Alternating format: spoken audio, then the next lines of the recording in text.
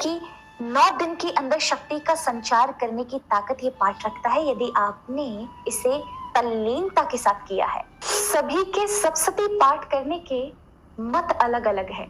कोई वाराही तंत्र के उपयोग से करता है, कोई शिव तंत्र के उपयोग से करता है, कोई अपने गुरुओं के माध्यम से बताए हुए मार्ग से सप्तशती का पाठ करता है, या फिर विद्वानों ने जो हमें बताया है मार्ग, उस मार्ग के माध्यम से। जब भी सप्तशती पाठ करें, आप इस बात का विशेष ध्यान रखें, सप्तशती किताब हमेशा गीता प्रेस गोरखपुर की ही लें, क्योंकि उसी के अंदर पाठ की विधि भी है और पाठ में किन किन चीजों का हमें उपयोग करना चाहिए उसका भी विशेष वर्णन है। पाठ कभी भी ज्यादा उच्च स्वर में, बहुत जल्दबाजी में ना करें, हमेशा मध्यम गति होनी चाहिए। जिस तरह से अभी मैं अपनी वाणी का प्रयोग कर रही हूँ, ये मध्यम गति है। ना अत्यधिक धीमे पढ़ें कि आपको भी सुनाई ना दे। कई बार लोग मन ही मन में पढ़ते हैं, वो भी पाठ लगता नहीं है। हमेशा अच्छे से पढ़ें, एकदम रीढ़ की हड्डी सीधी होनी चाहिए। अगर आपको लगता है कि आप उतनी देर बैठ नहीं पा रहे हैं तो थोड़ा सा विराम ले लें। माँ भगवती तो सब जानती है। आप थोड़ी सी पीठ सीधी कर लें, उसके तुरंत उपरांत फिर बैठ जाएं, लेकिन उस समय कोई बातचीत किसी से नहीं करनी है। इस बात का ध्यान रखें कि आप किसी अन्य कार्य में संलग्न नहीं होंगे। थोड़ा सा अपने आप को सीधा करने के लिए, शारीरिक प्रवृत्तियों को ठीक करने के लिए भले ही आप उठ जाएं, किंतु उस समय आपका ध्यान माँ भगवती की ओर होना चाहिए। तो इस तरह से इस नियम का भी आप पालन कर सकते हैं। पुस्तक को कभी हाथ से लेकर नहीं पढ़ें, हमेशा पुस्तक को स्टैंड पर रखना चाहिए जो लकड़ी का होता है, उसके ऊपर कपड़ा बिछाएं, चौकी के ऊपर रख सकते हैं। पुस्तक जब भी खोलें पहले गंगा जल का या जल का छिड़काव करें, हल्का सा उस पर कुमकुम लगाएं और चंदन लगाएं। हो सके अक्षत और आरती उतार के, माँ भगवती मैं आपकी प्रसन्नता के लिए आपका ये दिव्य पाठ करने जा रहा हूँ या जा रही हूँ, मुझ पर कृपा करिएगा। इससे अगर त्रुटि बन जाए तो उस त्रुटि पर आप ध्यान मत दीजिएगा, क्योंकि जैसे तोतली भाषा को माँ समझ जाती है, मेरे द्वारा भी उल्टी सीधी अगर कहीं कोई विधि बिगड़ भी जाती है तो आप माँ हैं, मुझे क्षमा करें और अपनी करुणा मुझ पर बरसाएं। इस भाव से पाठ को खोलेंगे। उससे भी कम समय है तो आप दुर्गा जी के 32 नाम 3 बार या फिर 5 बार 11 बार ऐसे पढ़ सकते हैं, यानी पूरे 32 नाम एक बार, फिर 32 नाम फिर दूसरी बार, इस तरह से करके। यदि आपके पास इससे अत्यधिक समय है, माँ भगवती की विशेष कृपा चाहते हैं, तो मैं कहूंगी आपको सप्तशती का पूरा पाठ करना चाहिए। उसके लिए आप प्रारंभ में सप्त श्लोकी यानी सप्तशती के 7 श्लोक हैं, उनका पाठ करें। दुर्गा जी के 108 नाम हैं, उनका पाठ करें। उसके बाद आप कवच कर सकते हैं। कवच करने से जीवन में अकाल मृत्यु, कोई भी मृत्यु के कष्ट, शारीरिक कष्ट, इन सब से माँ भगवती रक्षा सुरक्षा करती है। अर्गला स्तोत्रम जो है, उससे ऐश्वर्य सुख समृद्धि की वर्षा होती है जीवन में। और कीलक, कीलक जो है, कुछ ऐसे मंत्र हैं जो वर्तमान में बड़े प्रभावी होते हैं, यानी उनमें स्वयं देवत्व होता है। उन मंत्रों का कहीं गलत उपयोग ना हो, दुरुपयोग ना हो, इसलिए भगवान शिव ने ऐसे सभी मंत्र किलित कर लिए। ऐसे समझिए लॉक लगा दिया है उन पर, हर कोई उनको प्राप्त नहीं कर सकता, क्योंकि कलयुग में गलत मार्ग पर कुमार्गी लोग भी इनका लाभ उठा करके कहीं गलत वृत्ति ना करें, लोगों को परेशान ना करें, जीवों को परेशान ना करें, उनकी शक्ति प्राप्त करके, इसलिए भी किलित कर दिया है। किंतु जो सात्विक भावना से केवल प्रभु की प्रसन्नता, देवी की प्रसन्नता चाहते हैं, उन्हें मुझे लगता है उत्कीलन की आवश्यकता नहीं पड़ती है। फिर भी आप जब ये किलक कर लेते हैं तो फिर सप्तशती के द्वार आपके लिए खुले हैं। इसीलिए किलक करते ही आपके ऊपर तंत्र, मारण, वशीकरण, सम्मोहन, उच्चाटन, किसी भी प्रकार की कोई तंत्र विद्या का प्रयोग हुआ होगा, वो तुरंत नष्ट हो जाती है। इसके बाद आप 108 नवाण मंत्र का जाप करें। इस बात का याद रखेंगे, सप्तशती के प्रथम अध्याय से लेकर 13 अध्याय तक, उन सभी के अध्याय को करने से पूर्व आपको नवाण मंत्र आरंभ में 108 बार करना है और उस सप्तशती के 13 अध्याय के बाद नवाण मंत्र का संपुट लगाना है। जैसे हम जब भी कोई रामायण या रामचरितमानस करते तो संपुट लगा करके करते हैं किसी चौपाई का, उसी प्रकार ही आपको नवाण मंत्र का, नवाण मंत्र है ओम ह्रीं क्लीं चामुंडाय विक्षे, ये 108 बार जाप करें। उसके बाद प्रथम अध्याय माँ काली को समर्पित है, दूसरा, तीसरा और चतुर्थ अध्याय महालक्ष्मी को समर्पित है, जिसमें महिषासुर मर्दिनी ने महिषासुर का वध किया है। पंचम से लेकर के 10वें अध्याय तक माँ सरस्वती को समर्पित है, और उसके बाद माता जी का देवताओं की स्तुति है 11वें अध्याय में, और 12वें में माँ की महिमा माँ ने बताई है इस प्रकार से मेरी पूजा करनी चाहिए।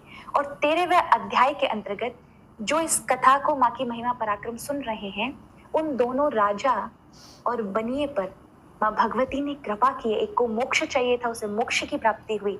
एक को संसार का अतुल्य सुख चाहिए था, उसको अतुल्य सुख की प्राप्ति हुई। तो इस प्रकार से ये 13 अध्याय हैं, और 13 अध्याय माँ को समर्पित है। तो 13 अध्याय के बाद नवार्ण मंत्र 108 बार करना है। इस तरह से संपुट होकर के आपने माँ को वो पाठ समर्पित किया। उसके बाद 3 रहस्य पढ़ने हैं, क्षमा याचना करनी है माँ को, सिद्ध कुंज का स्तोत्र का पाठ करना है। नहीं पढ़ पाते पूरा पाठ, तो उसके लिए आप प्रतिदिन कवच करेंगे, अर्गला स्तोत्रम करेंगे, कीलक पढ़ेंगे, और उसके उपरांत पहले दिन आप माँ काली का पाठ करेंगे, यानी प्रथम अध्याय पहले दिन करें। यदि आप एक एक दिन करके पढ़ना चाहते हैं, उसकी विधि बता रही कि प्रथम दिन आपको तीनों आरंभ के करने, कवच करना है, अर्गला और कीलक करना है। उसके उपरांत एक दिन यानी प्रथम दिन शैलपुत्री के दिन आपको केवल प्रथम अध्याय का पाठ करना है, जिसमें मधु कीटव का वध किया है भगवान के द्वारा, माँ ने करवाया है। उसके उपरांत 3 रहस्य पढ़ लें, क्षमा याचना स्तोत्रम का पाठ कर लें, और सिद्ध कुंज का, और उसके उपरांत आरती कर लें। दोनों समय आपको आरती करनी है। दूसरे दिन के पाठ में आपको अध्याय का और तीसरे अध्याय का पाठ करना है। सेम चीजें पहले की तरह रहेंगी। 3 कवच अर्गला स्तोत्रम आरंभ में करने, और 3 रहस्य पीछे, और सिद्ध कुंज का स्तोत्रम करना है। तीसरे दिन में आपको केवल चौथे अध्याय का ही पाठ करना है। चौथे दिन आपको 5वें अध्याय का, 6वें अध्याय का, 7वें अध्याय का और 8वें अध्याय का पाठ करना है। यानी चौथे दिन आपको 4 अध्यायों के पाठ करने, यानी 8वें अध्याय तक, पंचम अध्याय से लेके 8वें अध्याय तक, रक्त बीज के वध तक। उसके उपरांत 5वें दिन आपको 2 अध्याय और पढ़ने हैं, 9वें अध्याय और 10वां अध्याय, जहां शुंभ और निशुंभ का वध है। 6वें दिन आपको पाठ करना है एकादश अध्याय यानी 11वें अध्याय का, जिसमें देवी जी की स्तुति देवताओं ने की है। और 7वें दिन आपको 12वां और 13वां अध्याय करना है। ये 7 दिन का नियम है। उसमें 3 कवच अर्गला स्तोत्रम पहले होने चाहिए और 3 रहस्य बाद में, और सिद्ध कुंज का स्तोत्र। तो पाठ का आपको क्रम का फल मिलेगा। उसके उपरांत 8वें और 9वें दिन आपको दोनों दिन पूरे पूरे पाठ करने हैं, यानी 13 अध्याय कवच अर्गला स्तोत्रम कीलक के साथ, रहस्यों के साथ। तब आप अपने जीवन में चमत्कारिक रूप से इसका लाभ उठा सकते हैं। सिद्ध कुंज का स्तोत्रम पाठ करते समय इस बात का विशेष ध्यान रखें कि अगर आप पे संस्कृत आती है, सुस्पष्ट उच्चारण कर सकते हैं, तो ही सिद्ध कुंज का स्तोत्र है उसको संस्कृत में पढ़ें। अगर सिद्ध कुंज का स्तोत्रम का पाठ आप संस्कृत में नहीं कर सकते हैं, तो आप हिंदी में पढ़ें। कारण क्या है? कारण इतना है, सिद्ध कुंज का स्तोत्रम के अंदर बीज मंत्र हैं, और बीज मंत्रों का यदि आप उपयोग गलत तरह से कर लेते हैं तो वो बीज हैं।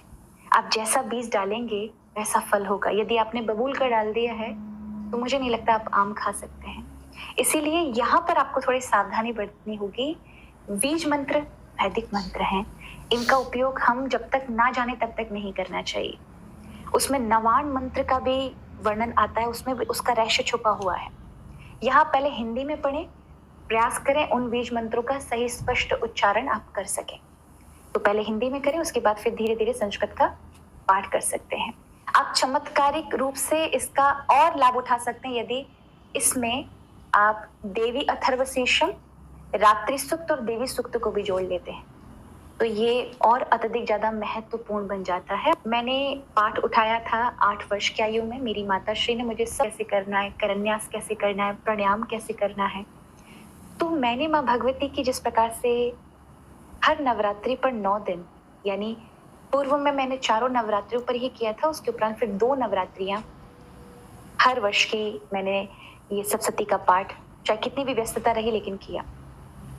तो अभी तक वो निरंतरता से चालू है। हर नवरात्रि को मैं उसका पाठ करती ही करती हूँ। मुझे सप्तशती के चमत्कारिक परिणाम 1 वर्ष में मिला, क्योंकि मेरा लक्ष्य बड़ा था।